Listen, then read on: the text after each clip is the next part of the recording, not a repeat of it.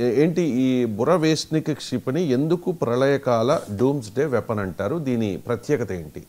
అసలు ఇప్పుడు రష్యా అధ్యక్షుడు వ్లాడిమిర్ పుతిన్ ప్రెస్ కాన్ఫరెన్స్ పెట్టి ఒక ఆర్మీ డ్రెస్లో కూర్చుని మేము ఇప్పుడు ఒక మిసైల్ని ప్రయోగించాం, ఇది సక్సెస్ అయ్యింది టెస్ట్ అని చెప్పగానే ప్రపంచం వణికిపోయిందనమాట.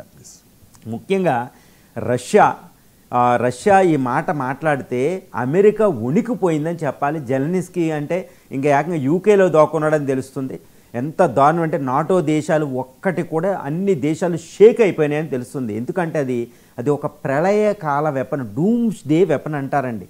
రష్యా అధ్యక్షుడు మాటల్లోనూ నాటో దేశాల మాటల్లో కూడా మనం చెప్పొచ్చు అనమాట. సిఐఏ కూడా ఏమని పిలుస్తుంది చెప్పవచ్చు. ఆ వెపన్ పేరే బురవేస్నిక్ అనే ఒక క్రూయిజ్ మిసైల్. అదేంటి సూపర్సోనిక్ క్రూయిజ్ అంటే భూమిపైనే వెళుతుంది, బాలిస్టిక్ అంటే స్పేస్లోకి వెళ్ళి మళ్ళీ భూమి నుండి స్పేస్లోకి వెళ్ళి అంతరిక్షంలోకి మళ్ళీ భూమి మీదకి వస్తుంది టార్గెట్ కొట్టే ముందు.